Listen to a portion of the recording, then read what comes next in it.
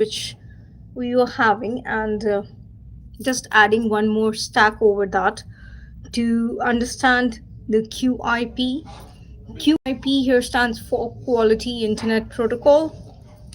So, when I say quality internet protocol, that means the weightage of quality is much more in the ratio, perhaps on the balance of convenience. Quality always comes first when we are developing the base stack protocol for the communication network. That being said, I'll walk you through the tagging part. I'll get along with the stuff of tagging, whereby we are able to utilize the modules and the submodules in a manner in which it has to be utilized. If you have any questions, put your questions in the comment box and we'll look into it. I'm putting myself on mute. I do have certain um, details right now with me, so I'll just.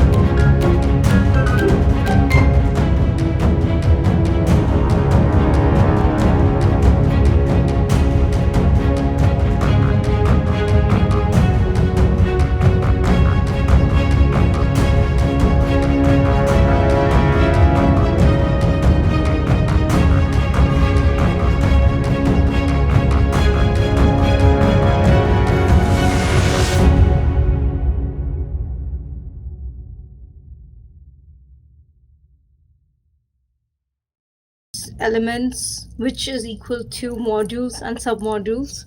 For the understanding, that is where we are going to put our energy right now, is to understand the network architecture and the communication protocols for securing the security of the protocol.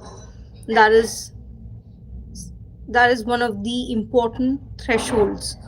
Then, for providing confidential data exchange among entities communicating through the data packet networks, wherein the data content is protected at all times, that is trade secret, by encrypting and encapsulating the payload, wherein the sending and the receiving network, um, I would rather say candidates, apply asymmetric encryption. And this encryption is all about understanding one or more nodes, which is equivalent to the key for the inscription and the decryption.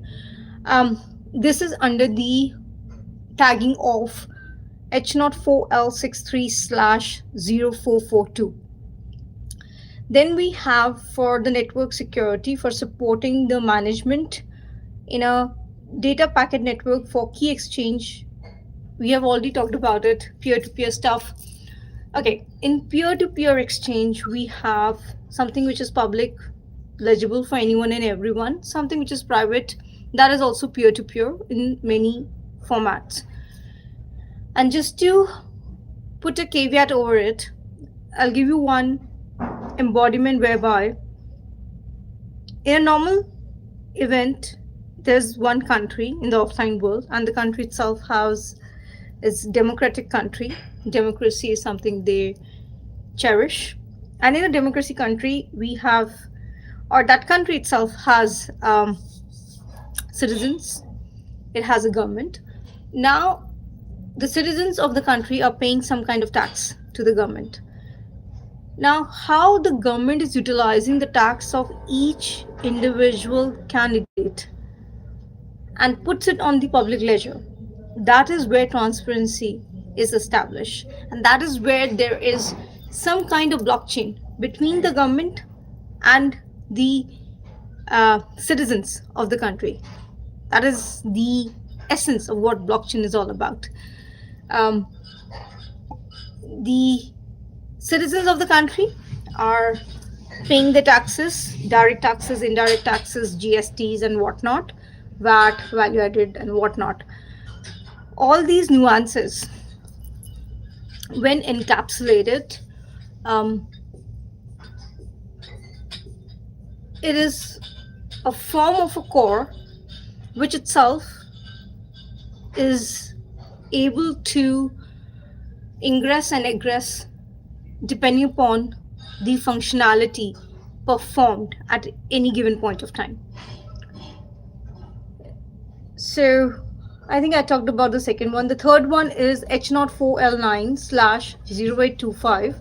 It is arrangement and establishment technique in which there's some kind of sharing which is derived by candidates as a function of information contributed by or associated with each of the involved agreement protocols. So whatever is agreed, the protocols which are developed, that is utilized to establish techniques, and particularly in 6G and beyond.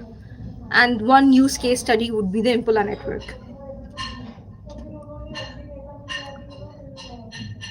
Next is H04L9/302, that is algorithm for computational stuff to understand inward or the user encryption keys, not requiring secrecy underlying the computation problem, and public key parameters involving the integer fractor.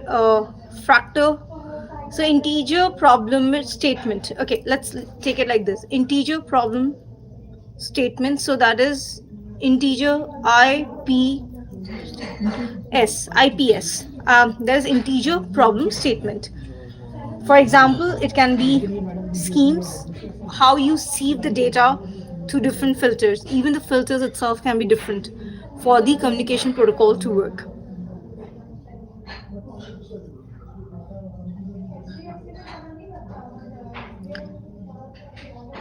If we are putting it into IoT kind of a systematic understanding, then we have RFID, that is radio frequency identification, and deploying lightweight hardware to solve this problem, which is under the tagging of H04L2209/805.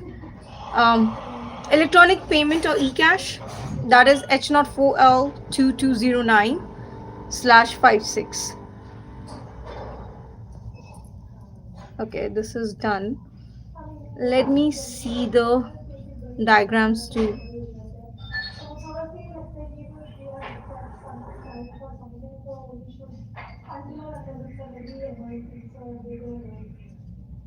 Okay, so database is allocated in terms of SQL. Database is allocated for authentication. One database is for authentication, then some modules are run over it, and that is then stored in a rule database. Now what happens at the candidate end? There is an intermediary which is trying to record the transactional translation tabular data, and at the other end of the system we have the encryption processor and generating data according to the rules which are run at the backend as an input data. Now, for example, what can be the session data sets. It can be the user ID, record ID, session key, transaction ID, authentication, OTPs, and the like. Okay, there is a question answer round right now. Favorite spot in your home? I refuse to answer this question. It's not important to answer all questions. Um, so yeah, where were we? We were talking about the database. We were talking about the certification understanding, and um, wherever there is a public session, that should be peer-to-peer, publicly available. Government should be held accountable. When we're talking about democracy, that's the essence of what democracy is all about. If I have to take a country where there's no democracy, that is China. But at the same point of time, China is People Republic of China. That means they're working for the people, and the accountability is more in this case on the government rather than on the citizens of the country. Um, I've been going through this book, so probably I'll now. Do I want to discuss anything else? I'll just take one more figure in this, then we'll discuss a little bit of this, and then we'll give a synopsis of the discussion and end this session.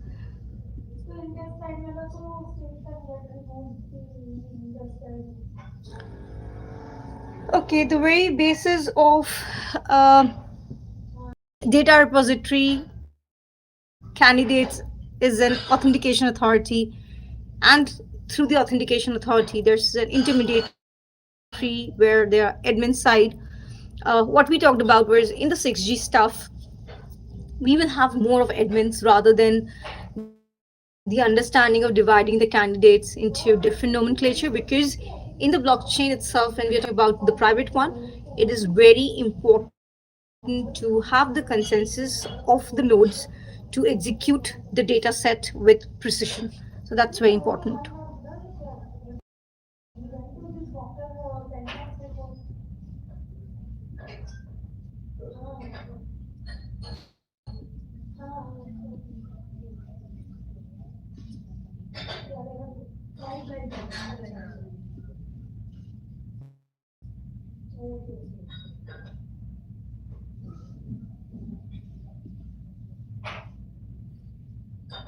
Okay, so this is a flow diagram. It has a start and a stop. So we'll discuss this. There's interaction of some sort between intermediate and the remote key handler.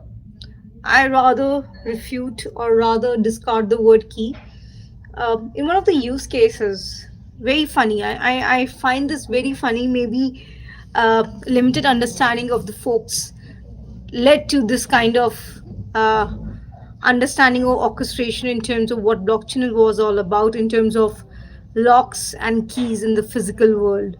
Um, there are instances whereby folks love to put multiple locks with multiple keys, and they are taking the key number of the lock and coding it into the code to understand what blockchain is all about.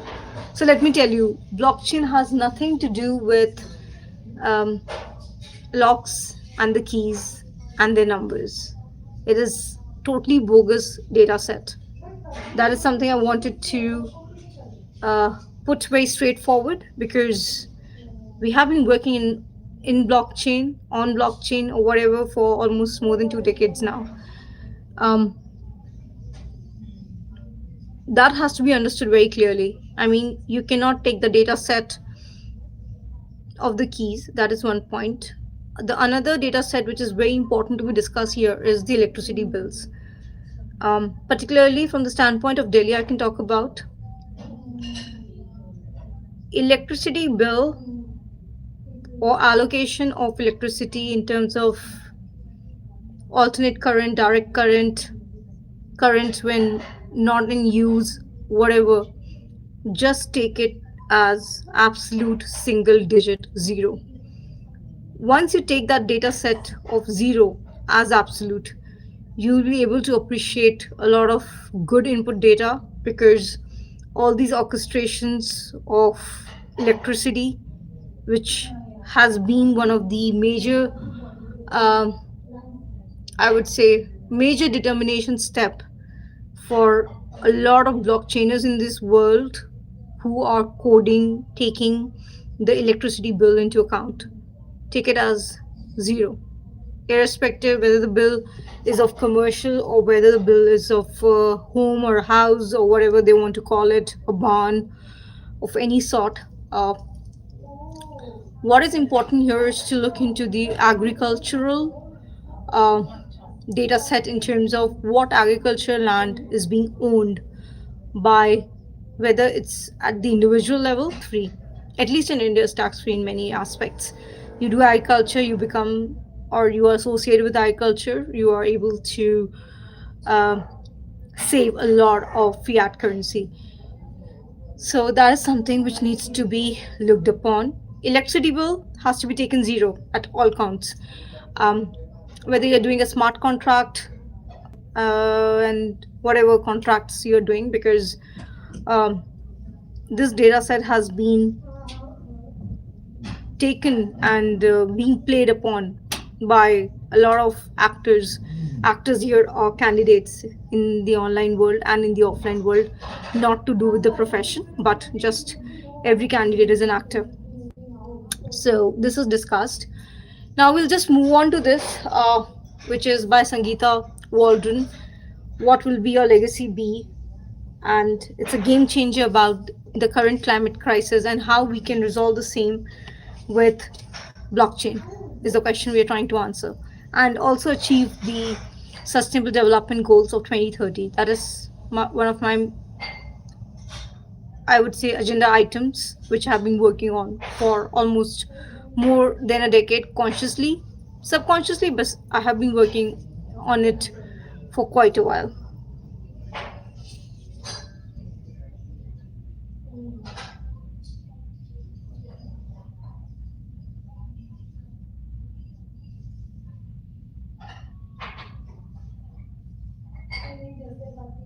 Okay, so I will be giving. I was just trying to find a pencil. Um, there is something called as SOP. SOP generally stands for Statement of Purpose, and that is something we. It's a common term for folks who are applying for research work, PhDs, masters.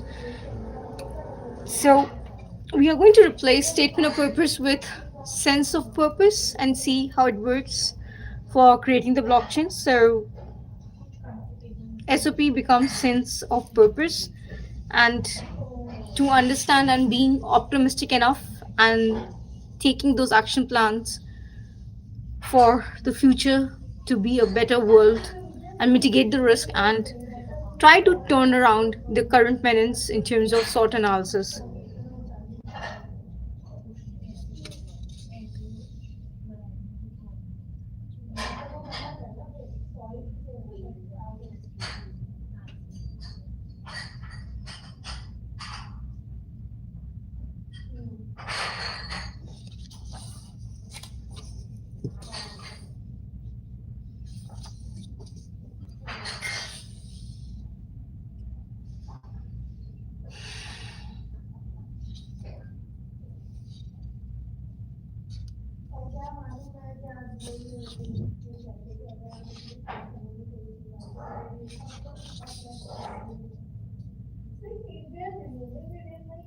So I'll just put myself on mute and I'll just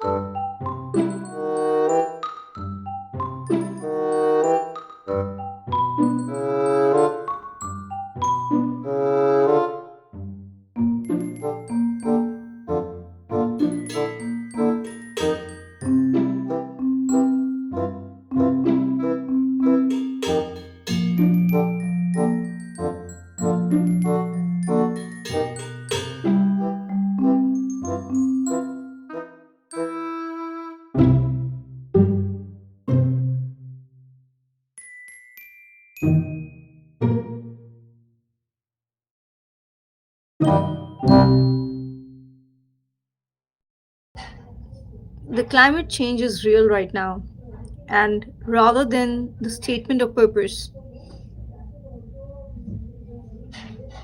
the understanding is sense of purpose. When we talk about sense of purpose, we are trying to understand how the so at the one end of the spectrum, we are analyzing as a team as to what these data servers which have been deployed at one end of the spectrum is causing so much of pollution,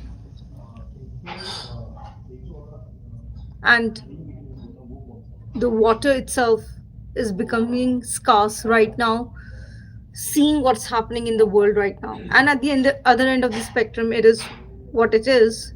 If we talk about India, if we see the calamities which are striking very hard right now, needs to be mitigated. So the point of contention here is, what are the steps at individual level, what are the steps at the state level, what are the steps at the central level should be taken to mitigate the ongoing menace.